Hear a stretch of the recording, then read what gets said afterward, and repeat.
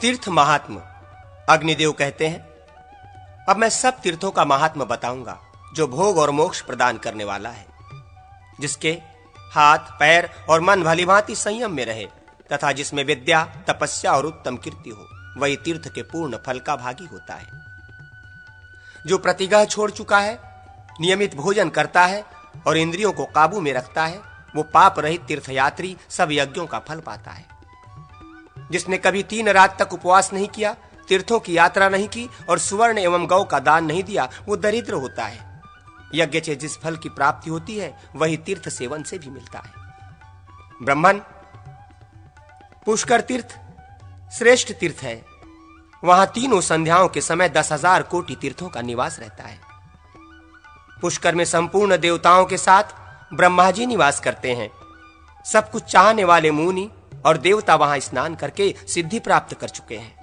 पुष्कर में देवताओं और पितरों की पूजा करने वाले मनुष्य अश्वमेघ यज्ञ का फल प्राप्त करके ब्रह्मलोक में जाते हैं। जो कार्तिक की पूर्णिमा को वहां अन्नदान करता है, वो शुद्ध चित्त होकर ब्रह्मलोक का भागी होता है। पुष्कर में जाना दुष्कर है। पुष्कर में तपस्या का सुयोग मिलना दुष्कर है। पुष्कर में दान का अवसर प्राप्त होना भी दुष्कर है और वहां निवास का सौभाग्य होना तो अत्यंत ही दुष्कर है। वहां निवास, जप और श्राद्ध करने से मनुष्य अपनी 100 पीढ़ियों का उद्धार करता है। वहीं जम्बू मार्ग तथा तंडुलिक आश्रम तीर्थ भी है।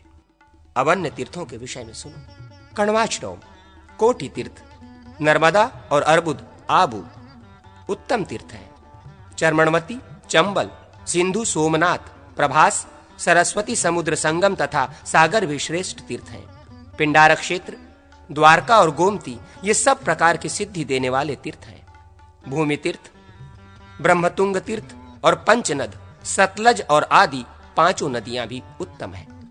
भीम तीर्थ, गिरेंद्र तीर्थ, पापनाशिनी देविका तीर्थ, पवित्र विशंतर तीर्थ, कुरुक्षेत्र, नागोद्वेद, अनार्धन तथा कुमार कोटि तीर्थ ये सब कुछ देने वाले बताए गए हैं।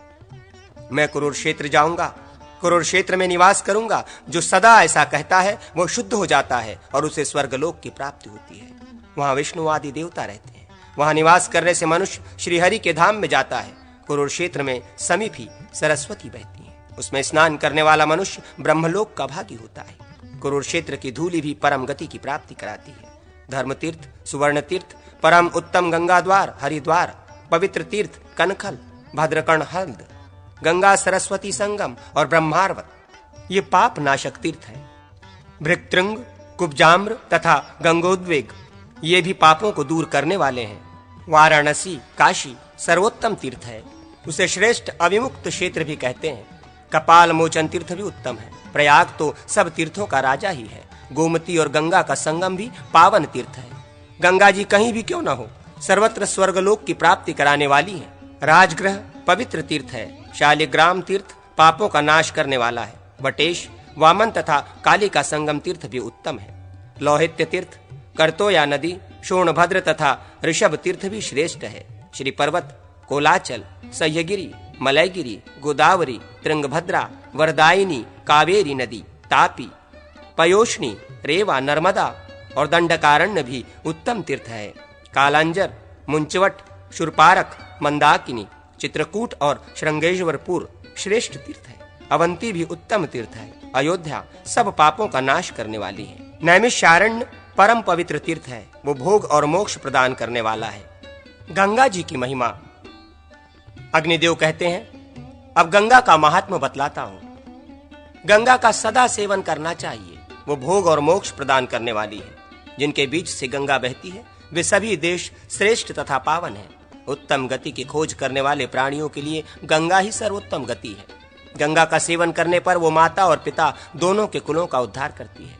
1000 चांद्रायण व्रत की अपेक्षा गंगा जी के जल का पीना उत्तम है। 1 मास गंगा जी का सेवन करने वाला मनुष्य सब यज्ञों का फल पाता है। गंगा देवी सब पापों को दूर करने वाली तथा स्वर्गलोक देने वाली है। गंगा के जल में जब तक हड्डी पड़ी रहती है तब तक वो जीव स्वर्ग में निवास करता है। अंधे आदि भी गंगा जी का सेवन करके देवताओं के समान हो जाते हैं। गंगा तीर्थ से निकली हुई मिट्टी धारण करने वाला मनुष्य सूर्य के समान पापों का नाशक होता है। जो मानव गंगा का दर्शन, स्पर्श, जलपान अथवा गंगा स्नान का कीर्तन करता है, वो अपनी सैकड़ों हजारों पीढ़ियों के पुरुषों को पवित्र कर देता है। प्रयाग महात्म्य। अग्निदेव कहते हैं, ब्राह्मण, अब मैं प्रयाग का महात्म्य बताता हूँ, जो भोग और मोक्ष प्रदान करने वाला तथा उत्तम है। प्रयाग में ब्रह्मा, विष्णु आदि देवता तथा बड़े बड़े मुनिवर निवास करते हैं। नदियां, समुद्र, सिद्ध गंधर्व तथा अप्सराएं भी उस तीर्थ में वास करती हैं। प्रयाग में 3 अग्निकुंड हैं। उनके बीच में गंगा सब तीर्थों को साथ लिए बड़े वेग से बहती है। वहां त्रिभुवन विख्यात सूर्य कन्या यमुना भी है। गंगा और यमुना का मध्य भाग पृथ्वी का जघन माना गया है और प्रयाग को ऋषियों ने जघन के बीच का उपस्थ भाग बताया है। प्रतिष्ठान, झूसी सहित प्रयाग, कंबल और अश्वतर नाग तथा भोगवती तीर्थ ये ब्रह्मा जी के यज्ञ की वेदी कहे गए हैं। प्रयाग में वेद और यज्ञ मूर्तिमान होकर रहते हैं। उस तीर्थ के स्तवन और नाम कीर्तन से तथा वहां की मिट्टी का स्पर्श करने मात्र से भी मनुष्य सब पापों से मुक्त हो जाता है। प्रयाग में गंगा और यमुना के संगम पर किए हुए दान, श्राद्ध और जप आदि अक्षय होते हैं। ब्राह्मण, वेद अथवा लोक किसी के कहने से भी अंत में प्रयाग तीर्थ के भीतर मरने का विचार नहीं छोड़ना चाहिए। प्रयाग में 60 करोड़ 10,000 तीर्थों का निवास है, अतः वो सबसे श्रेष्ठ है। वासुकी नाग का स्थान, भोगवती तीर्थ और हंस प्रपतन ये उत्तम तीर्थ है। कोटि गोदान से जो फल मिलता है वही इनमें 3 दिनों तक स्नान करने मात्र से प्राप्त हो जाता है। प्रयाग में माघ मास में मनीषी पुरुष ऐसा कहते हैं कि गंगा सर्वत्र सुलभ है, किंतु गंगा द्वार, प्रयाग और गंगा सागर संगम इन 3 स्थानों में उनका मिलना बहुत कठिन है। प्रयाग में दान देने से मनुष्य स्वर्ग में जाता है और इस लोक में आने पर राजाओं का भी राजा होता है। अक्षयवट के मूल के समीप और संगम आदि में मृत्यु को प्राप्त हुआ मनुष्य भगवान विष्णु के धाम में जाता है। प्रयाग में परम रमणीय उर्वशी पुलिन संध्यावट, कोटि तीर्थ, दशवाओमेघ घाट, गंगा यमुना का उत्तम संगम, रजोहीन मानस तीर्थ तथा वारस तीर्थ ये सभी परम उत्तम है। वाराणसी का महात्मा। अग्निदेव कहते हैं, वाराणसी परम उत्तम तीर्थ है। जो वहां श्रीहरि का नाम लेते हुए निवास करते हैं उन सबको वो भोग और मोक्ष प्रदान करता है। महादेव जी ने पार्वती से उसका महात्मा इस प्रकार बतलाया है। महादेव जी बोले, गौरी, इस क्षेत्र को मैंने कभी मुक्त नहीं किया, सदा ही वहां निवास किया, इसलिए वो अविमुक्त कहलाता है। अविमुक्त क्षेत्र में किया हुआ जप, तप, होम और दान अक्षय होता है। पत्थर से दोनों पैर तोड़कर बैठ रहे परंतु काशी कभी न छोड़े। हरिश्चंद्र, आमरात केश्वर, जपेश्वर, श्री पर्वत, महालय, भृगु, चंडेश्वर और केदार तीर्थ ये 8 अविमुक्त क्षेत्र में परम गोपनीय तीर्थ है। मेरा अविमुक्त क्षेत्र सब गोपियों में भी परम गोपनीय है। वो 2 योजन लंबा और आधा योजन चौड़ा है। वर्णा और नासी, असी इन 2 नदियों के बीच में वाराणसी पुरी है। इसमें स्नान, जप, होम, मृत्यु, देव पूजन, श्राद्ध, दान और निवास जो कुछ भी होता है वो सब भोग एवं मोक्ष प्रदान करता है।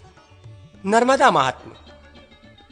अग्निदेव कहते हैं, अब मैं नर्मदा आदि का महात्म्य बताऊंगा। नर्मदा श्रेष्ठ तीर्थ है। गंगा का जल स्पर्श करने पर मनुष्य को तत्काल पवित्र करता है, किंतु नर्मदा का जल दर्शन मात्र से ही पवित्र कर देता है।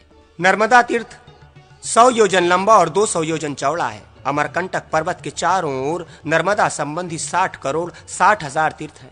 कावेरी संगम तीर्थ बहुत पवित्र है। अब श्री पर्वत का वर्णन सुनो। एक समय गौरी ने श्रीदेवी का रूप धारण करके भारी तपस्या की। इससे प्रसन्न होकर श्रीहरि ने उन्हें वरदान देते हुए कहा, देवी, तुम्हें आध्यात्म ज्ञान प्राप्त होगा और तुम्हारा ये पर्वत श्री पर्वत के नाम से विख्यात होगा। इसके चारों ओर 100 योजन तक का स्थान अत्यंत पवित्र होगा। यहाँ किया हुआ दान, तप, जप तथा श्राद्ध सब अक्षय होता है। ये उत्तम तीर्थ सब कुछ देने वाला है।